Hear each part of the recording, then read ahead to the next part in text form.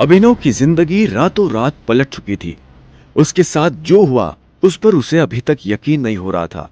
उसके हाथ में अपने पिता की तस्वीर थी, लेकिन उस तस्वीर में वो गुस्से से भरी आंखों से राणा को देख रहा था। अगर उसका बस चलता तो वो अभी के अभी राणा का सिर काटकर अपने पिता की मौत का बदला ले लेता। जब अकरम ने अभिनव को इस हाल में देखा तो बोला, मैं तो तुमसे पूछना ही भूल गया, तुम इतने सालों तक कहां थे?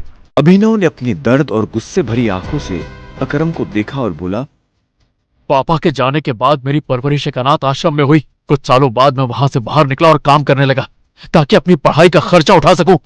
लेकिन आप लोग इस दौरान मुझे ढूंढने क्यों नहीं आए? ऐसा नहीं कि हमने तुम्हें ढूंढा नहीं, लेकिन संजय के जाने के बाद माफिया वर्ल्ड में अफरा तफरी मच गई थी। हम उसे भी संभाल रहे थे और तुम्हें भी ढूंढ रहे थे, पर इस सबके बीच वक्त के साथ तुम्हारा चेहरा बदलता जा रहा था, इसलिए तुम्हें ढूंढ पाना बहुत मुश्किल हो गया था। खैर, अब तुम आ गए हो तो मोंटी और बाकी लोग तुम्हें देखकर खुश हो जाएंगे। मोंटी का नाम सुनते ही अभिनव को गुस्सा आ गया था। मोंटी एक गद्दार का बेटा था। अभिनव ना तो उस गद्दार के बेटे से मिलना चाहता था और ना ही बात करना चाहता था। अभिनव ने कहा, लेकिन मुझे तो कभी मेरे पापा ने इस माफिया ग्रुप के बारे में नहीं बताया। अगर ऐसा कुछ था तो वो मुझे पहले ही बता सकते थे ना। तब तुम बहुत छोटे थे, शायद वो तुम्हें इन सब चीजों से दूर रखना चाहते थे, लेकिन मेरा यकीन करो, हम सच में तुम्हें ढूंढ रहे थे। और अब तुमसे मिलने के बाद मुरझाया हुआ माफिया किंग फिर से जिंदा हो जाएगा।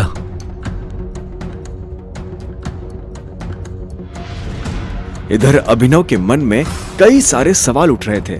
उसे समझ नहीं आ रहा था कि राणा का राज अकरम और बाकी लोगों को पता क्यों नहीं चला और क्यों एक गद्दार का बेटा अभिनव की गद्दी पर बैठा हुआ था। इससे पहले कि अभिनव अपने आप को कोई जवाब दे पाता, अकरम उसके पास आया और उसने अभिनव को 50 करोड़ रुपए का एक चेक थमा दिया। इसे रख लो, जब तक तुम वापस टाइगर की पोजीशन पर नहीं आ जाते तब तक तुम्हें इसकी जरूरत पड़ने वाली है। अभिनव ने अकरम के हाथ से चेक लिया और उसे देखने लगा। उसकी जिंदगी पलट तो गई थी, लेकिन अभी भी ऐसे कई सवाल थे जिनके जवाब उसे नहीं मिले थे। तुम्हारी असली पहचान के बारे में किसी को खबर नहीं लगनी चाहिए, इसलिए जैसे जीते आ रहे थे वैसे ही जीते रहना। अभिनव ने हाँ में सिर हिलाया और दोनों कमरे से बाहर आ गए। इधर अनन्या चिंता भरी आंखों से उस कमरे के दरवाजे को देख रही थी जिसमें अभिनव और अकरम थे।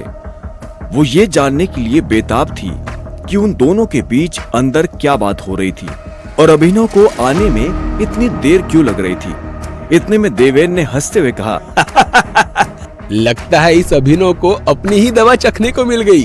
कितने दुख की बात है ना, बेचारा मरने से पहले अपनी बीवी के साथ ऐश भी नहीं कर पाया।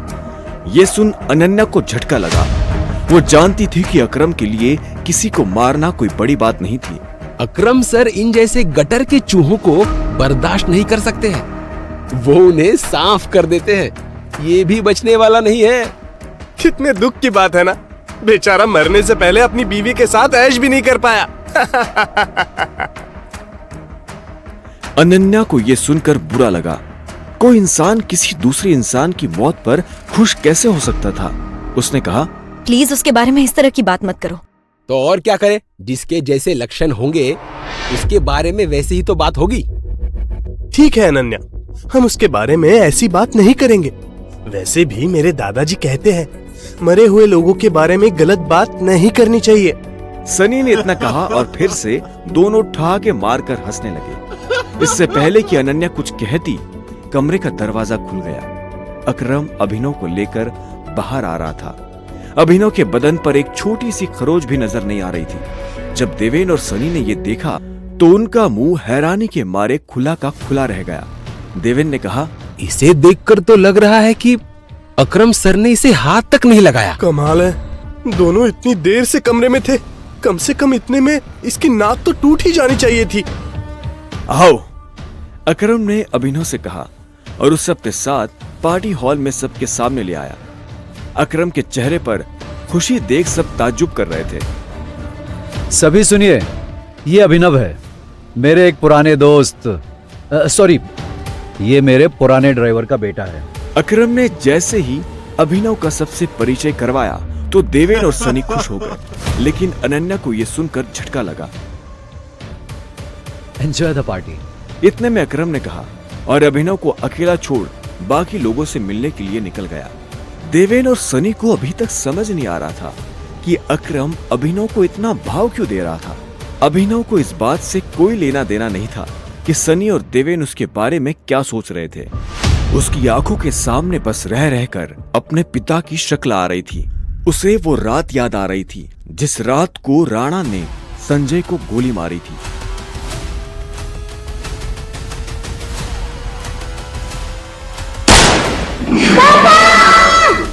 उधर जब अनन्या ने देखा कि अभिनव ठीक है तो वो अभिनव के पास आई और बोली, मुझे नहीं लगा था कि तुम अपने पैरों पर बाहर आ पाओगे।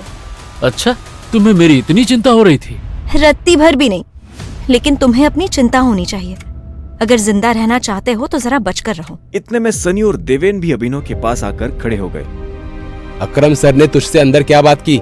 उन्होंने कहा कि अगर देवेन जैसा गधा तुमसे ये सवाल करे तो उसका जवाब मत देना। और अभिनव हंसते हुए वहां से आगे निकल गया। हरामखोर! देवेन ने उसे गाली दी, लेकिन अभिनव पर उसका कोई असर नहीं हुआ। उसके दिमाग में इस वक्त पहले से ही कई जरूरी चीजें घूम रही थी। इसके बाद पूरी पार्टी के दौरान अनन्या ने अभिनव से कोई बात नहीं की। वो दोनों अनन्या की गाड़ी में बैठ गए। अभिनव ने ड्राइवर से कहा, घर ले लो। यह सुनते ही अनन्या झेपते हुए बोली, तुम ये सोचना भी मत कि मैं तुम्हारे साथ तुम्हारे घर में रहने आ रही हूँ। अगर तुम्हारी खुद की हालत ऐसी है तो तुम्हारे घर की हालत कैसी होगी? मैं तुम्हारा पति हूँ। अब तुम मेरे घर में नहीं रहोगी तो किसके घर में रहोगी? अपना ये 2 कौड़ी का लॉजिक अपने जेब में डालो और मुझे ये बताओ कि तुम कल मेरे बिस्तर में कैसे आए? यही सवाल मैं भी तुमसे पूछना चाहता हूँ। अच्छी बात है, लेकिन मैं तुम्हारे साथ तुम्हारे घर नहीं आ रही हूँ। मैं अपने घर जा रही हूँ।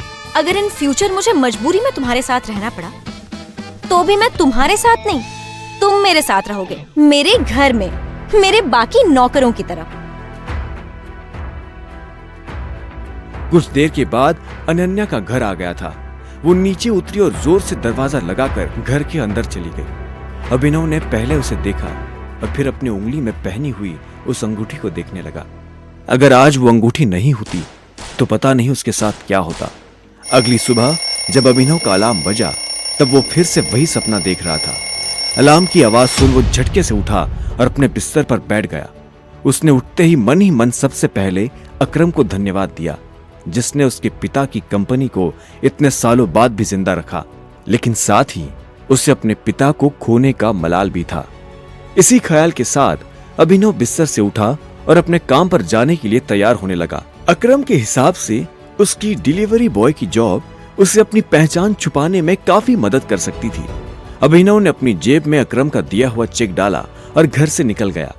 1 घंटे के बाद जब वो अपनी बाइक से ऑफिस आया और कॉरिडोर में चलने लगा तो उसके पीछे से आवाज आई, ए डिलीवरी बॉय। यह आवाज उसके साथ काम करने वाले हरीश की थी। हरीश उसे चिढ़ाने की कोशिश कर रहा था। उसे ऑफिस में अपना काम करने की नहीं, अभिनव को चिढ़ाने की तनख्वाह मिलती थी। हरीश उससे ज्यादा पैसे कमाता था, इसलिए वो अभिनव को हीन भावना से देखता था। अभिनव ने कहा, कुछ काम है मुझसे, मुझे देर हो रही है। हाँ, बॉस तुझे बुला रहे हैं। और कल बिना बताए कहाँ चला गया था? अपने बाप की बारात में। ये सुन अभिनव की नसें गुस्से में फटने को आई थी। वो चाहता तो अभी हरीश के सारे दांत एक मुक्के में अलग कर सकता था, लेकिन उसने अपने आप को शांत किया और उसकी बात का जवाब दिए बिना अपने बॉस के कैबिन की तरफ बढ़ने लगा। Good morning sir. सामने बैठे उसके बॉस ने उसे चिड़ी हुई नजरों से देखा और फिर अंदर आने का इशारा कर कहा, ऐसा क्या गुड है इस मॉर्निंग में? अभिनव के पास इस सवाल का कोई जवाब नहीं था। ऐसे में उसके बॉस ने आगे कहा, तू कल बिना बताए एब्सेंट कैसे हो गया? अभिनव के पास इस बात का भी कोई जवाब नहीं था। वो चाहता तो अपने बॉस को कोई बहाना बनाकर टाल सकता था, लेकिन अभिनव झूठ नहीं बोलना चाहता था। ऐसे में उसके बॉस ने फिर से कहा, तुझे पता है कल कितनी सारी डिलीवरीज थी? तेरी वजह से हमें कितना नुकसान हुआ है, इसका अंदाजा भी है तुझे? पर सर, महीने में मुझे एक कैजुअल लीव तो मिलती है ना, तो फिर। Shut up! काम तुझसे होता नहीं है, बस बहस करने आ जाता है। ये कंपनी क्या तेरे बाप की है? ये सुनते ही अभिनव का पारा गर्म हो गया। उसने गुस्से में अपनी मुट्ठी भींच ली और घूरते हुए अपने बॉस को देखने लगा। घूर क्या रहा है? अपना सामान बांध और चुपचाप निकल यहां से। अभिनव को यह सुनकर झटका नहीं लगा। असल में वो जानता था कि उसके साथ ऐसा कुछ बहुत जल्दी हो सकता था। उसका बॉस और देवेन एक दूसरे को बहुत अच्छी तरह से जानते थे। कल पार्टी में अभिनव ने देवेन को जिस तरह से जवाब दिया, उससे उसे समझ आ गया था कि आज नहीं तो कल ये होकर रहेगा। ऐसे में अभिनव ने बॉस से कहा, ठीक है सर, मैं जा रहा हूँ। इस महीने मैंने जो काम किया उसकी सैलरी दे दीजिए। कल जो तेरी वजह से हमारा नुकसान हुआ है, अगर मैं उसकी भरपाई तेरी सैलरी से भी करूँ ना, तो भी तुझे 10,000 रुपए अपनी जेब से देने होंगे। शुक्र मना, मैं वो नहीं मांग रहा हूँ। अब निकल यहाँ से। ये आप क्या बोल रहे हैं? मैंने पूरे महीने काम किया है सर। एक दिन नहीं आया तो आपका 25,000 का नुकसान हो गया। मैं तब तक यहाँ से नहीं जाऊंगा जब तक मुझे मेरी सैलरी नहीं मिल जाती। अच्छा रुक, अभी देता हूँ तुझे तेरी सैलरी। उसके बॉस ने कहा और टेबल पर रखी घंटी बजा दी। अगले ही पल कमरे का दरवाजा खुला और 4 बाउंसर अंदर घुस आए। उठाकर बाहर फेंको साले को। बॉस के मुंह से ये सुनते ही वो चारों अभिनव पर धावा बोलने के लिए टूट पड़े, लेकिन इससे पहले उनमें से कोई अभिनव पर हमला कर पाता, अभिनव ने उन्हें पटकनी दे दी थी। उसने किसी का हाथ तोड़ा तो किसी का पांव, किसी के पेट में मुक्का मारा तो किसी की पीठ पर लात।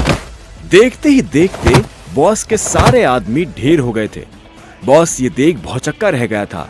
अभिनव अब सीधा बॉस के पास आया और उसकी गर्दन पकड़कर बोला, सैलरी। बॉस ने घबराहट में अपने ड्रॉअर में से चेक निकाला और उस पर अमाउंट भरकर कांपते हुए हाथों से अभिनव को थमा दिया।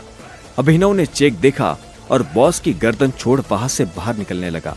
इससे पहले कि वो बाहर आता, उसने बॉस की आंखों में देखा और बोला, एक बात याद रख, आज के बाद अगर किसी के बाप पर गया तो गर्दन तो तेरी होगी, पर पंजा मेरा।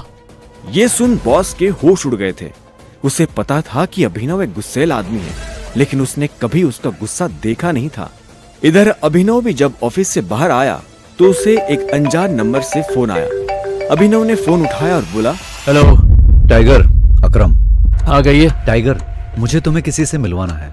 वो हमारे माफिया वर्ल्ड का बहुत बड़ा नाम है, और साथ ही तुम्हारे पापा और मेरा जिगरी यार बलराज। मैं चाहता हूं कि बलराज को पता चल जाए कि टाइगर लौट आया है, इसलिए शाम को डिनर के लिए होटल सफायर पहुंच जाना। मैं तुम्हें एड्रेस भेज रहा हूं। अकरम के मुंह से बलराज का नाम सुनते ही अभिनव के बदन में झुरझुरी सी दौड़ गई थी। उसने बलराज का नाम पहले भी सुना था। इस शहर में बलराज का नाम बच्चा बच्चा जानता था और हर बड़ा आदमी उसके नाम से थर थर कांपता था। ऐसे में अभिनव को भी उससे मिलने में घबराहट हो रही थी। जिस बलराज से वो घबरा रहा था, असल में वो उसी का बॉस होने वाला था। पर क्या वो बलराज का बॉस बन पाता? क्या वो अपने पिता के दोस्त को अपना दोस्त बना पाता? आगे की कहानी जानने के लिए देखें अगला एपिसोड सिर्फ पॉकेट एफएम के यूट्यूब चैनल पर, और द रिटर्न ऑफ टाइगर के सारे एपिसोड्स को सुनने के लिए डिस्क्रिप्शन में दी लिंक से डाउनलोड करें पॉकेट एफएम ऐप।